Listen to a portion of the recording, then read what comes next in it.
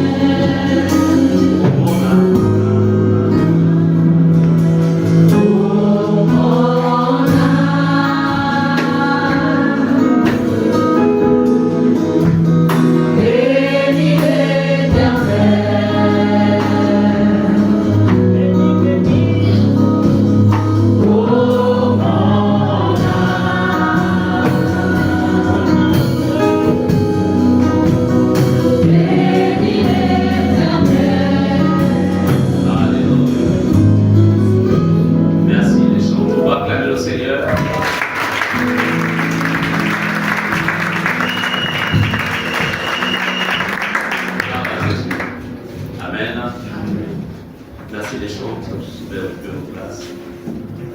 Nous avons un groupe de serviteurs de Dieu qui reviennent de Port-Gentil, qui sont là. Donc, on leur accorde, on les honore. Venez ici, c'est le prophète, raconte votre nom. Dieu donné, ok. Vous pouvez vous asseoir, vous pouvez asseyez-vous là. Dieu vous bénisse. Merci de nous honorer d'être là ce matin. Dieu vous bénisse abondamment. Ok. Bien. Peuple de Dieu, le message que je vais vous donner ce matin, je prie au Seigneur afin que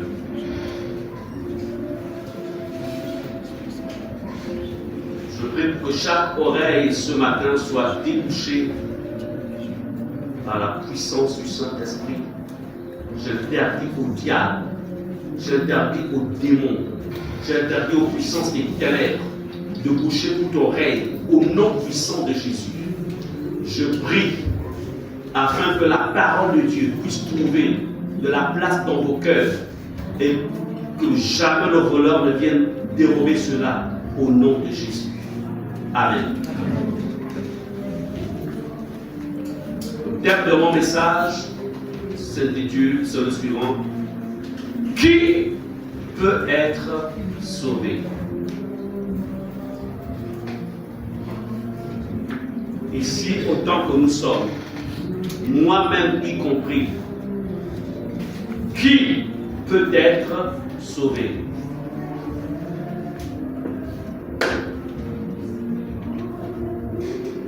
Cette question, il est important qu'on se la pose et que tu te la poses. Qui peut être sauvé?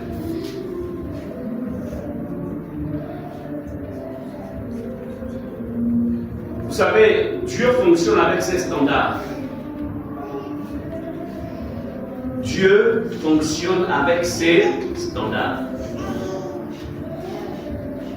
Il y a des administrations où, en tant que femme, tu ne peux pas entrer avec un pantalon. Ici, au Gabon. Et pourtant, c'est un pantalon qui ne scandalise pas. Mais le standard de cette administration, c'est que tu n'entres pas avec un pantalon. Il y en a aussi d'autres où tu peux entrer avec le pantalon.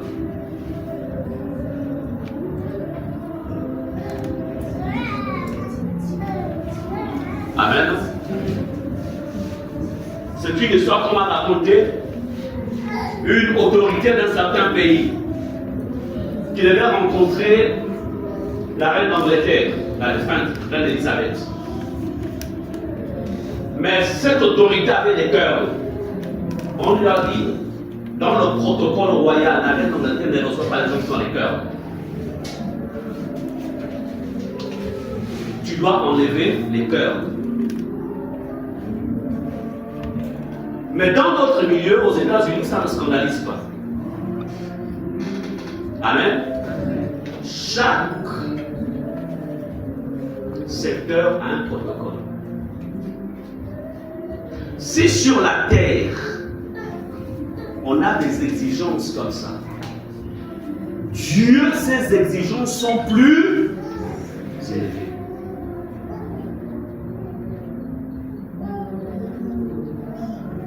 Qui peut être sauvé? C'est pas, c'est-à-dire que ce matin, il n'est pas question de penser à celui qui n'est pas là. Mais il est plutôt question de reprendre ta vie et de la mettre sur un miroir. Parce que je ne sais pas trop pourquoi tu viens à l'église. Je ne sais pas pourquoi tu as accepté Jésus. Je ne sais pas pourquoi. Mais chacun d'entre nous avons une raison pour laquelle nous sommes là. Mais en ce qui me concerne, j'ai accepté Jésus parce que j'avais réalisé que le monde n'avait rien à me donner, que j'avais une éternité. Et que face à cette éternité, si je passais à côté, je serais le plus grand perdant de manière éternelle. Maintenant, il y a des personnes qui viennent à l'église, qui acceptent Jésus parce qu'ils veulent se marier. D'autres veulent le travail. D'autres veulent la délivrance. D'autres veulent, en fait, la cure d'âme. Une fois ils ont reçu ça, ils repartent à la maison s'asseoir.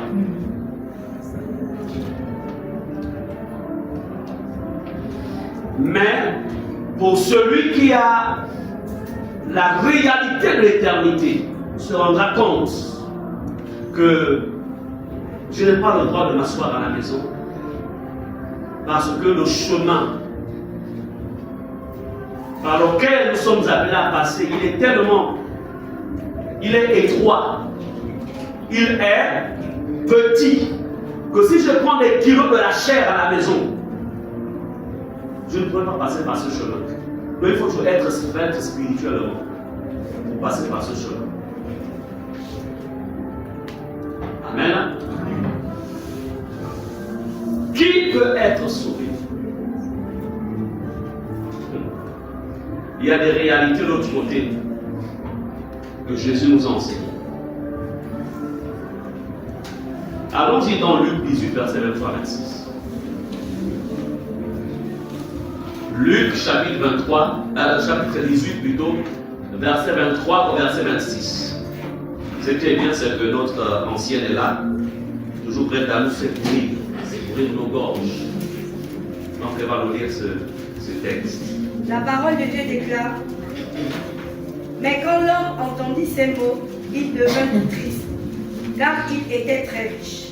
Jésus vit qu'il était triste et dit qu'il est difficile aux riches d'entrer dans le royaume de Dieu. Il est difficile à un chameau de passer par le trou d'une aiguille, mais il est encore plus difficile à un riche d'entrer dans le royaume de Dieu. Ceux qui l'écoutaient dirent: mais qui donc peut être sauvé? Jésus répondit: ce qui est impossible aux hommes est possible à Dieu. Amen. Quand vous lisez ce passage un peu plus haut plutôt, verset 18 est écrit: un chef interrogea Jésus et dit: bon maître, que dois-je faire pour hériter la vie éternelle? Cet homme était à la recherche de la vie éternelle avec Dieu. Comme toi ce matin, tu soupires et aspires après cette vie éternelle. Jésus présente les conditions à cet homme. Et cet homme qui semblait présenter ou manifester de l'enthousiasme parce que il pensait en vérité avoir tout accompli, être sur le bon chemin. Mais au fur et à mesure que Jésus lui fait évoluer dans les standards divins, La Bible nous dit, au verset 23, déjà Jésus au verset 22, il te manque encore une chose. Vends tout ce que tu as, distribue-le aux pauvres, et tu auras un trésor dans les cieux. Puis viens et suis-moi. Jésus monte ton standard. Amen. Au verset 23, lorsqu'il entendit ces paroles, il devint tout triste, car il était très riche. Les standards de Dieu. Jusqu'à ce qu'il ait cette confrontation, il se disait, tout va bien dans ma relation avec Dieu. Mais c'est au fur et à mesure qu'il avance, qu'il se rend compte que ça devient compliqué. Il s'en alla tout triste, comme pour dire, il refusa de se soumettre aux standards que Dieu lui avait, que Jésus lui avait présentés. Amen.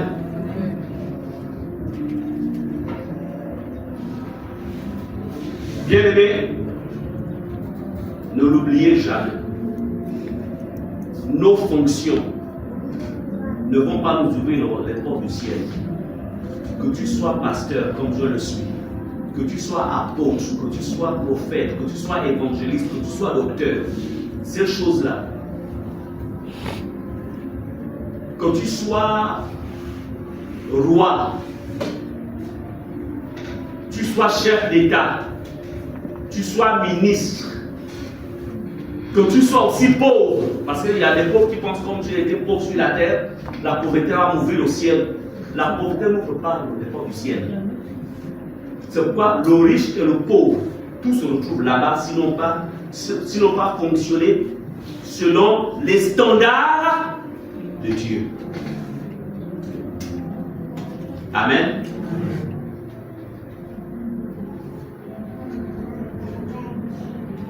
Comme j'aime toujours à vous le dire, nous vous le disons toujours, nous sommes en transit sur la terre. L'orientation que tu as donnée à David,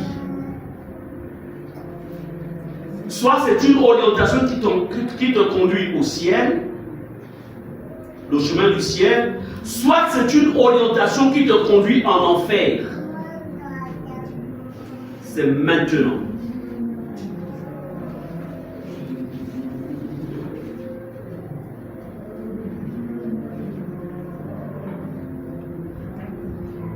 Bien-aimés, examinons ensemble les standards de Dieu pour entrer au ciel et éviter l'enfer. Jésus ne nous a pas sauvés pour qu'on soit prospère sur la terre. Il ne nous a pas aussi sauvés pour qu'on soit pauvre sur la terre. Ça paraît un peu. Mais dans le salut qu'il nous a donné, il a réglé le problème de la prospérité et de la pauvreté. Est-ce qu'on est ensemble? Là, on continue. En fait, ce que je voudrais faire comprendre, c'est qu'en fait, la prospérité doit être un message. Est-ce qu'on est ensemble? J'ai vu, il y a une maman ici qui a un bébé. Viens. Viens, on a vu bébé, viens avec ton enfant. Je vais vous expliquer ça, que vous compreniez. La tête encore. Qui tête? Celui qui tête. Bon, c'est pas grave, je vais t'aider. Dites-moi, regarde la photo, regarde. Dites-moi, quel est le message qu'on peut donner à cet enfant quand elle est encore au sein de sa mère pour dire, pour lui parler de l'accès qu'il doit avoir au sein de sa mère pour prendre le lait? Vous pensez qu'il avait besoin d'un message? Non. C'est-à-dire que quand il était dans le sein de sa mère, Dieu travaillait déjà à ce que les seins de sa mère commencent à... Hein? Produire le lait. Produire. Toi, tu connais ça? On est des hommes. Mais c'est vrai ça. À produire le lait. Donc, en fait, lui et le sein de sa mère, ce n'est pas un message. C'est une réalité. Ce sont des dispositions que Dieu avait déjà prévues d'avance. Amen. Amen. Amen. C'est-à-dire que lui n'a pas d'effort à fournir. La seule chose, c'est que il dort, maman dort, lui il se réveille, il va tout droit regarder sa bouche vers. Est-ce qu'on est ensemble? Amen. Merci. En fait, j'ai pris cet exemple pour dire que il y a des choses qui ne nécessitent pas d'en faire un message. Amen. Parce que ça fait partie de notre héritage. Ce sont des dispositions qui existent. Amen. Amen. Ce sont des dispositions. Mais ce qui doit être un message, c'est notre salut. Notre salut. Notre éternité.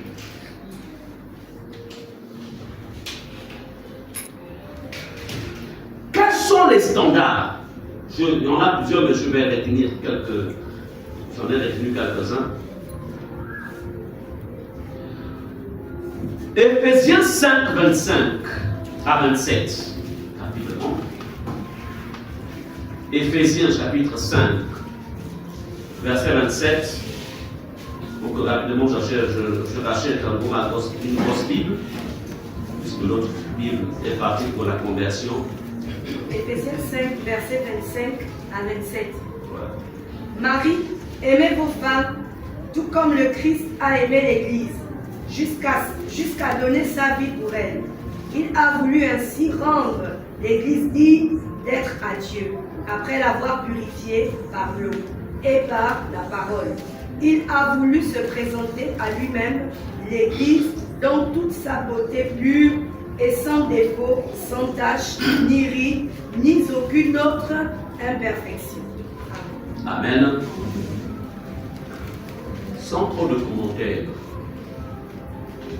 Le verset 27 dit, afin de la sanctifier par la parole, c'est-à-dire l'Église, c'est-à-dire chacun d'entre nous, après l'avoir purifiée, afin de paraître devant elle, de faire, verset 27, afin de faire paraître devant lui cette Église glorieuse.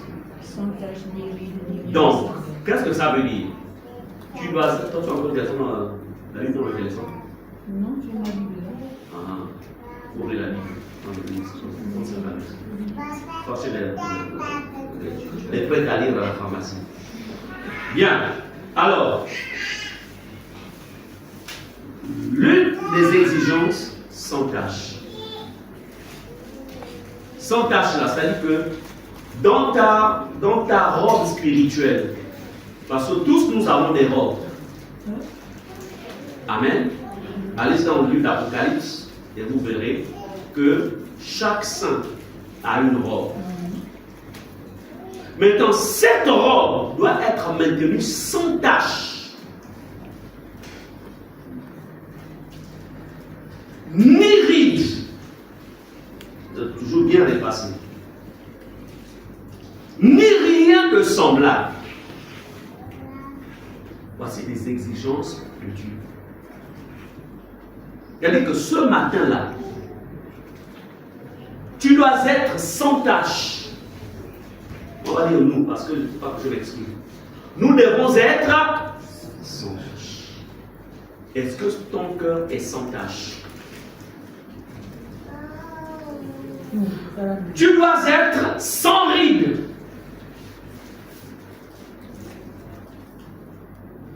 Amen. Écoutez, ça là, on n'a pas besoin de révélation. C'est ce qui est écrit.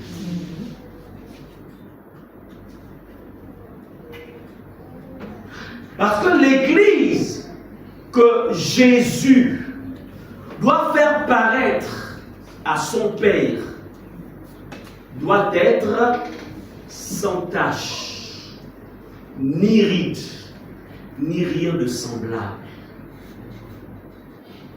Comme pour dire, tu dois travailler chaque jour afin que tu sois sans tache, ni ride, ni rien de semblable.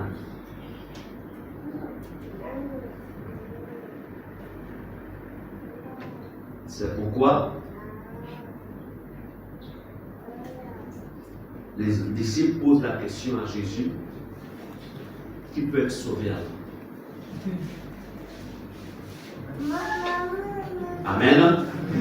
Qui peut être sauvé? Tu es là ce matin. Qui ici peut être sauvé dans cette église? Parce que tu le veux ou non, qu'on le veut ou non, on doit partir. On partira tous. Il ne faut même pas rêver. Il valait mieux pour toi de ne jamais être né. Mais dès que tu es né, tu dois partir. Ne t'en fais pas, même si tu as 80 ans ici, là, tu dois partir. Même si tu as 100 ans, tu partiras.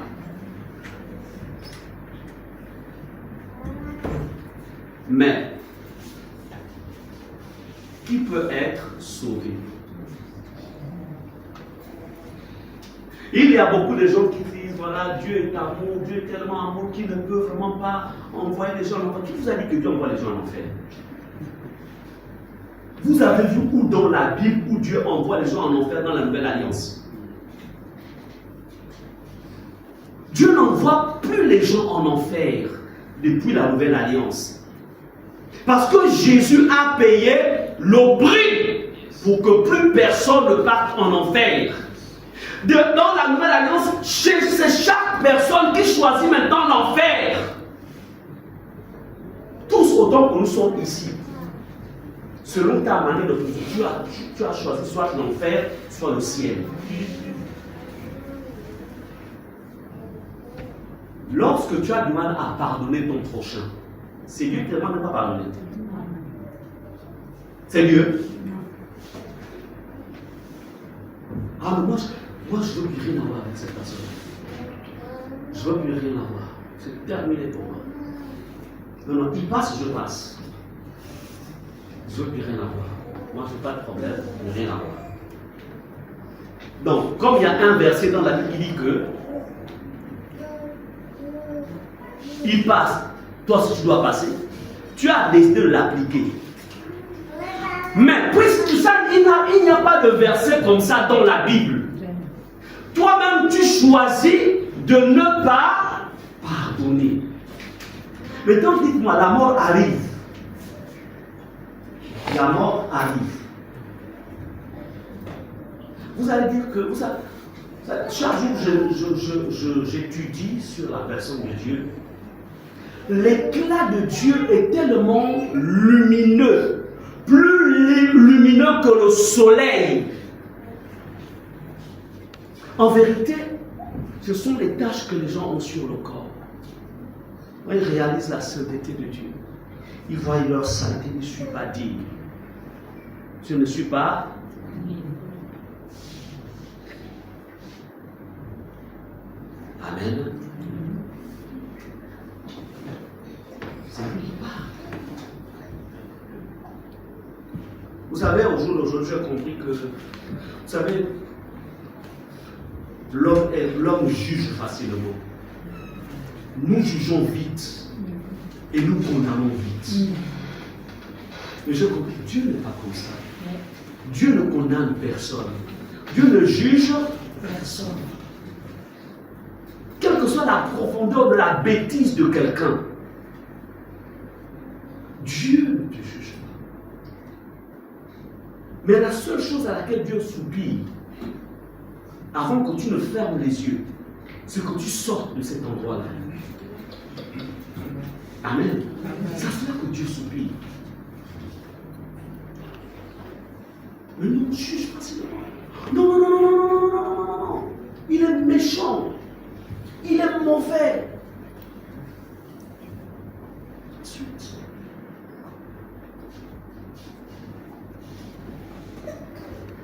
Jésus à la croix nous a revêtus des vêtements de justice. Il a pris sa justice, il l'a déposée. Il nous a tous habillés avec ça. Et il nous dit, vous êtes responsables pour garder ce vêtement-là propre. Moi, je l'ai déjà lavé à la croix avec mon sang. Amen. À toi maintenant, tout au long de ta marche, à toi de garder ce vêtement maintenant.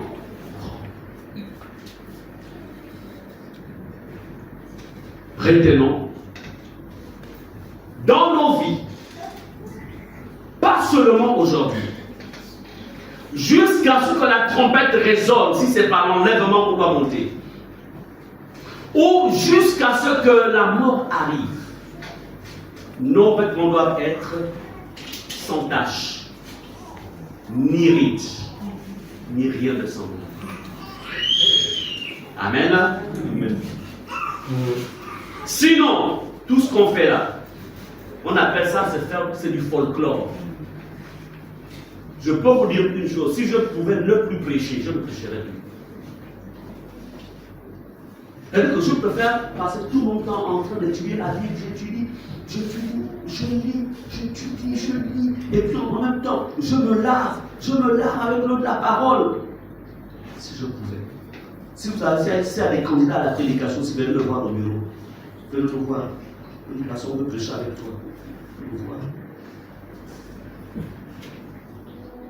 Parce que chaque mot qui sort de notre bouche, nous sommes les premiers responsables. On sera plus jugé que vous. Vous comprenez cela? Nous serons plus jugés. C'est pourquoi il faut prier pour nous. Attends, vous vous rendez compte qu'au ciel, ça veut dire que il est dans un palais qui a 50 étages. Et puis l'autre prédicateur, lui, il est à la frontière du ciel et l'enfer. Parce qu'il prêchait bien, mais il ne pratiquait pas ce qu'il prêchait. Amen. Vous comprenez que ce qui est compliqué là-dedans, l'esclave qu'on voit là, c'est un piège. Même vous qui venez lire la minute de la parole, c'est un piège. Les versets que vous choisissez là, soyez sûr que vous-même vous les vivez. Parce que si c'est pour venir nous mettre ça dans les oreilles, ça t'attend l'autre côté. Ça t'attend l'autre côté. C'est pourquoi avant de monter ici là, vérifie bien. Quand tu dis par exemple Malachie, apporter à la maison du trésor toutes les dîmes, sois sûr que toi tu ne défoules pas tes dîmes. Est-ce qu'on est ensemble? Amen. Amen.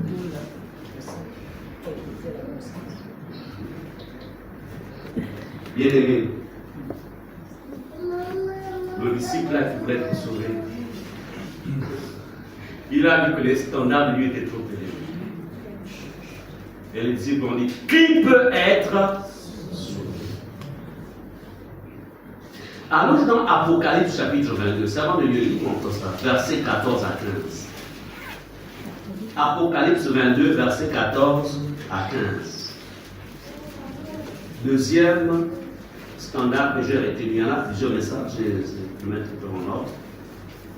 Il déclare, heureux ceux qui lavent leurs vêtements et qui ont ainsi le droit de manger le fruit de l'arbre de vie et d'entrer par les portes dans la ville. Mais hors de la vie, les êtres abominables, ceux qui pratiquent la magie, les gens immoraux, les meurtriers, les adorateurs d'idoles et tous ceux qui aiment et pratiquent le mensonge. Ça, c'est quelle version?